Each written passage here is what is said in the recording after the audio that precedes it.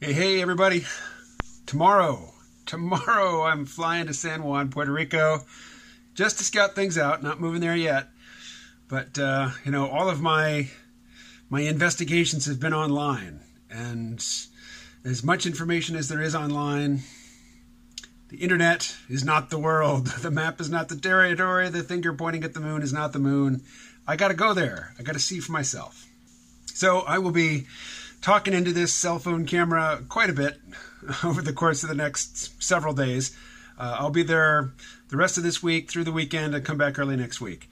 So yeah, you'll hear a lot from me. Videos that I upload, from the road will be rough, but I'll give a fuller accounting when I'm back. But this is my, final shout out. If there's anybody who's watching these who's actually in San Juan and you want to hang out, get a meal together, something like that, let me know. Over the past couple days, I've been listening to this audiobook. You Look Like a Thing and I Love You, How Artificial Intelligence Works and Why It's Making the World a Weirder Place, by Janelle Shane. And this is a funny book. It's basically drawn from a blog called AI Weirdness. And Janelle Shane, she trains different types of algorithms to do particular tasks and, then pulls out the funniest results that these things come up with and, makes blog posts out of them. One thing that she stresses repeatedly throughout the book, and, she really makes it explicit toward the end of the book, is that when you're using AI to generate creative stuff like this, the AI, the algorithm spits out a lot of crap. And really, it's still the human artist, or, if artist is too fancy a term, the human creative professional who curates the stuff, who goes through all the output and finds the things that are funny or incongruous or, maybe possibly inadvertently deep or meaningful, and presents it in a way that's, it's like, look at the funny stuff the AI made. The AI can't do that. It doesn't curate very well. And 2 points that I think she makes over and over again in the book. In fact, you could say the whole book is devoted to these 2 points. AI is oversold by just all kinds of different players. Oversell the capabilities and the sophistication of artificial intelligence.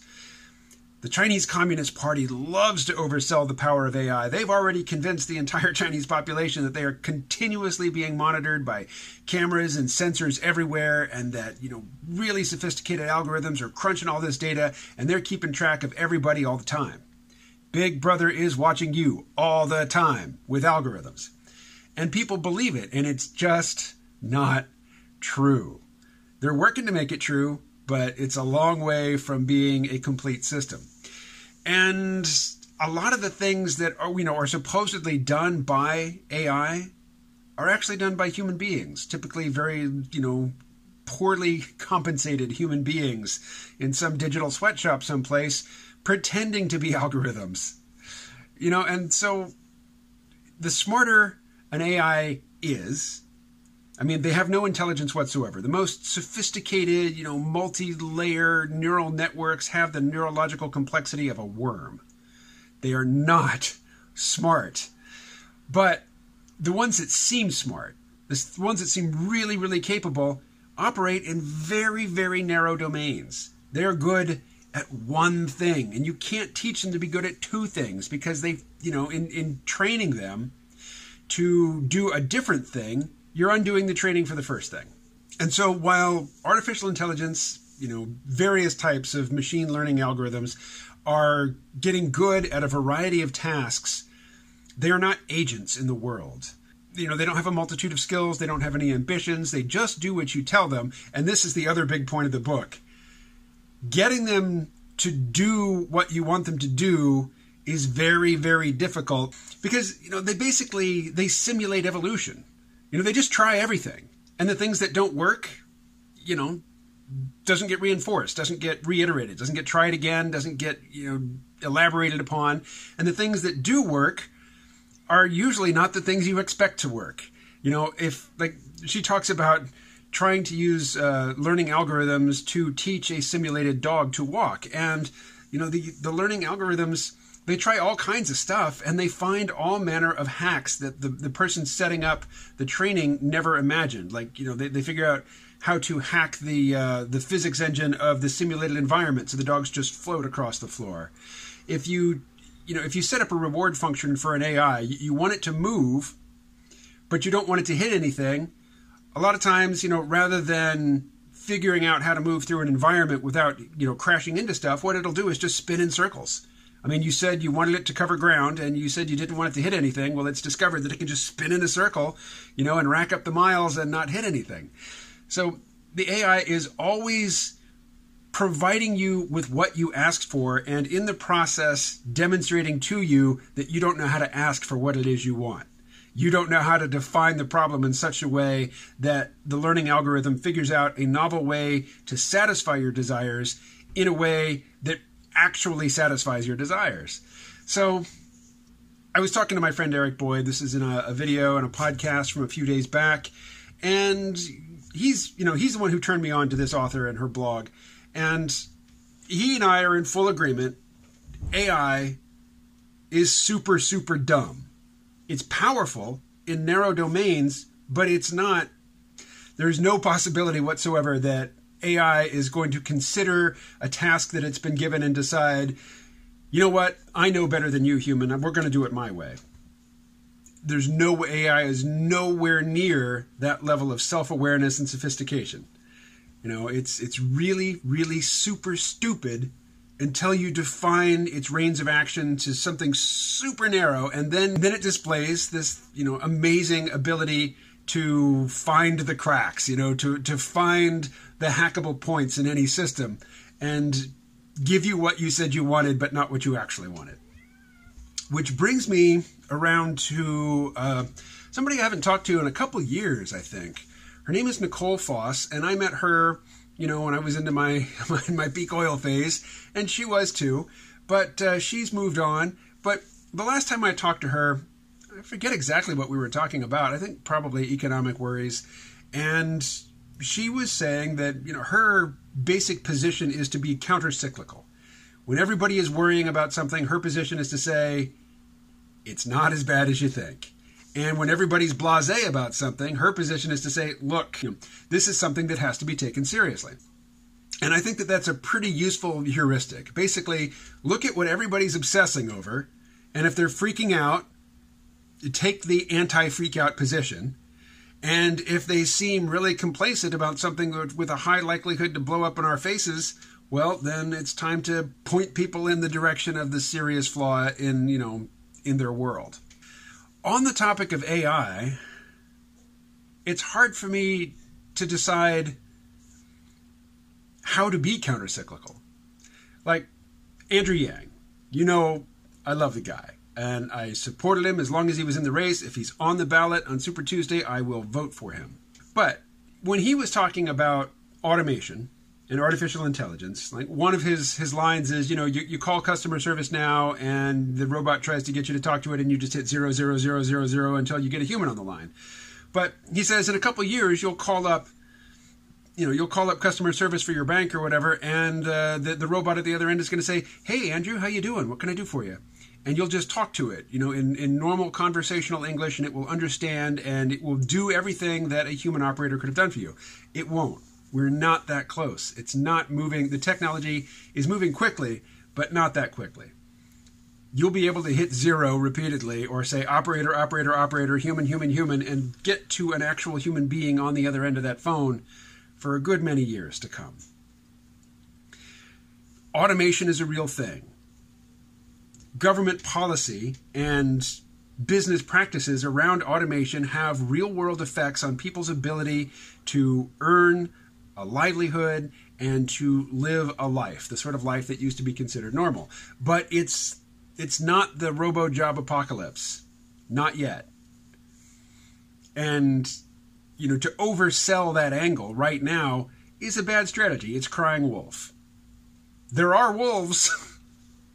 Nobody's saying there aren't wolves, but don't cry wolf until it's actually, in the field chasing your sheep. So, governments overblow AI. new, businesses, AI-based businesses, online businesses certainly oversell the capacity of their tools. Anybody who's involved in this community, unless, they're just a blue sky researcher on some academic grant somewhere and they don't have to show any results or anything, everybody who is associated with this technology, it is in their interest to overhype the capabilities of this technology. That said, I have a lot of people in my podcast listening audience who are still pretty much on the peak oil collapse narrative. And they say, we don't have to worry about any of the weirdness, any of the complexity, any of the non-intuitive, non-linear effects of a world that is just replete with all of these really powerful but incredibly stupid little algorithms collecting data, talking to one another, and doing weird, unexpected stuff. This is a lot to grapple with. It is really hard to imagine how this is going to impact our lives going forward. And a lot of people, I think, will take comfort in the idea that all of this weird complexity stuff from AI is just going to go away.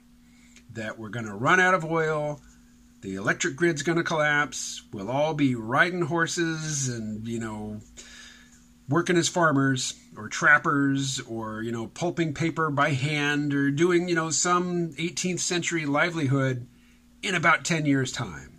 It's one of those receding horizon sort of things. It's always about 10 years out. Or unless you're an alarmist, and your brand is, the sky is falling, then it's happening this year. So a lot of people are crying, the sky is falling, the robo-job apocalypse is here. It's not. But a different group of people that I have, that I come into contact with, I think more than most people do, are saying, we don't have to worry about this AI stuff at all because electricity is going away. Electricity is not going away. If you're counting on that, if that is your get out of a weird, complex AI-mediated world, if that's your ticket, that ticket is not valid. So I'm, castigating groups of people for failing to grapple with a particular sort of complexity and just appealing to a sort of wish fulfillment fantasy, as their excuse to not have to consider it. And not only that, but to think that anybody who is considering it is deluded, misguided, narcissistic. So, what's my response if I want to be consistently counter-cyclical on this topic? Which group do I talk to? In any given video or any given blog post or podcast rant, or even if I were to ever deal with this in a comic strip, which audience do I talk to? Because members of both audiences are watching, So if I'm being counter-cyclical to one, I'm feeding the other. And I suppose there's no harm in, feeding people, as long as I'm continually circling back to reiterating the point that, look, all of these things that we're so concerned with are abstractions. They are, you could say that they are parasites on our attention. And whether we know it or not, and even those of us who understand that we do this, it doesn't change the fact that we are doing it.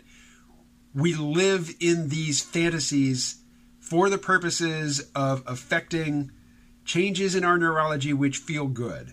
Even if it's anger, even if it's outrage, if it's stimulating, we're doing it for that stimulation, which is to say we're doing it for the feeling that it produces. And if we're seeking a particular feeling, by definition, that feeling feels good.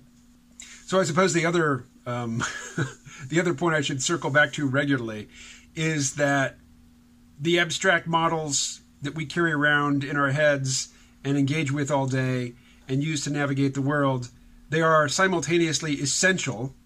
We can't get along in the world without them, but they are also, by definition, incomplete. We don't have access to all the data in the world with which, to feed into our models. And we don't have the capacity to incorporate all potential data into our models. We have to be very selective. But if we get to be too selective, well, then we fall into a confirmation bias where we only take in information which confirms our existing belief system. So there is a balance to be struck there. Is there a simple formulation for striking that balance? If so, I don't know it. It's an ongoing challenge. And I recognize that I'm not sitting in the sweet spot right now. I am dead wrong about certain things. I am obsessed on certain topics that I have really no interaction with or no ability to change. And yet I dwell on them because it produces a desired neurological effect. And because some people like to hear me talk about them. Okay. I take to the air tomorrow. Wish me safe passage. And the next time you see images photographed from this phone, they will be pictures of pretty places. Pretty pictures, hopefully, of pretty people in pretty places.